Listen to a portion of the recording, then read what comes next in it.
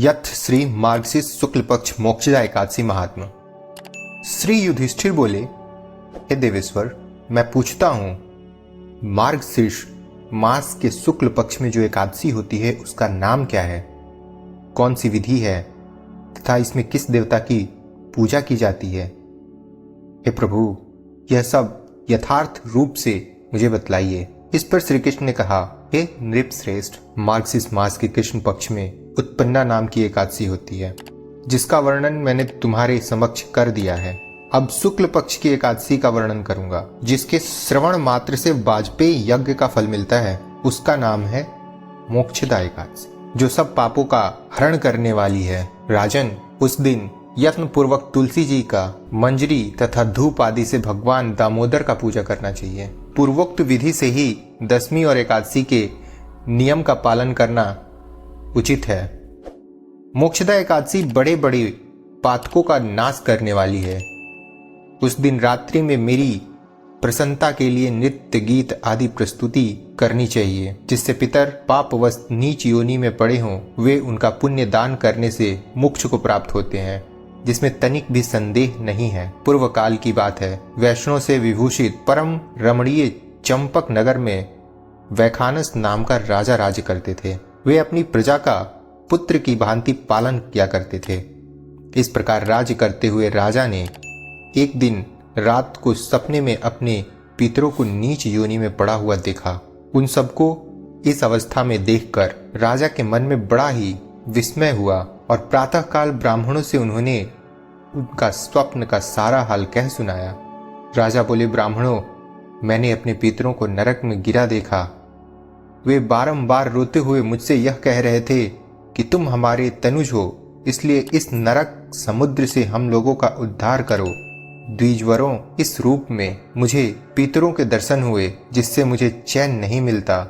क्या करूं, कहाँ जाऊं? मेरा हृदय वृथा जा रहा है।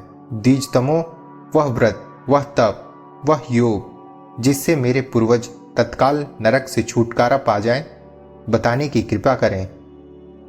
मुझ बलवान एवं साहसी पुत्र के जीते जी मेरे माता पिता घोर नरक में पड़े हुए हैं, अतः ऐसे पुत्र से क्या लाभ है? ब्राह्मण बोले कि हे राजन, यहाँ से निकट ही पर्वत मुनि का महान आश्रम है।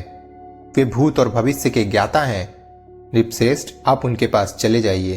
ब्राह्मणों की बात सुनकर महाराजा वैखानस शीघ्र ही पर्वत मुनि के आश्रम गए और वहां उन मुनि श्रेष्ठ को देखकर उन्हें दंडवत प्रणाम करके मुनि के चरणों का स्पर्श किया। मुनि के भी राजा से राजिक सातों अंगों की कुशल पूछी।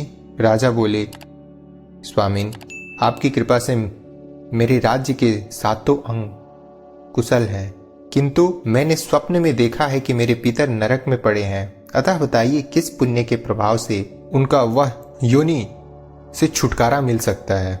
राजा की यह बात सुनकर मुनिश्रेष्ठ पर्वत एक मुहूर्त तक ध्यानस्थ रहे, जिसके बाद वे राजा से बोले कि महाराज, मार्गशीर्ष मास के शुक्ल पक्ष में जो मोक्षा नाम की एकादशी होती है, तुम सब लोग उसका व्रत करो और उसका पुण्य पितरों को दे डालो।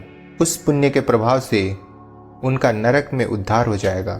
श्री कृष्ण कहने लगे कि हे युधिष्ठिर, मुनि की यह बात सुनकर राजा पुनः अपने घर लौट आए।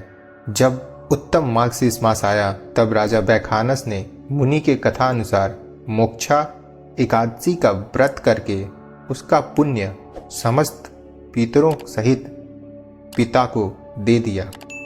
पुण्य देते ही क्षण भर में आकाश में फूलों की वर्षा होने लगी। वैखानस के पिता पितरों सहित नरक से छूटकर स्वर्ग को चले गए और आकाश में आकर राजा के प्रति यह पवित्र वचन बोले, बेटा, तुम्हारा कल्याण हो। यह कहकर वे स्वर्ग की ओर प्रस्थान किए। जो इस प्रकार कल्याणमयी मोक्षा एकादशी का व्रत करता है, उसके पाप नष्ट हो जाते हैं और मरने के बाद वह मोक्ष प्राप्त कर लेता है। यह मोक्ष देने वाली मोक्षा एकादशी मनुष्य के लिए चिंतामणि के समान समस्त कामनाओं को पूर्ण करने वाली है।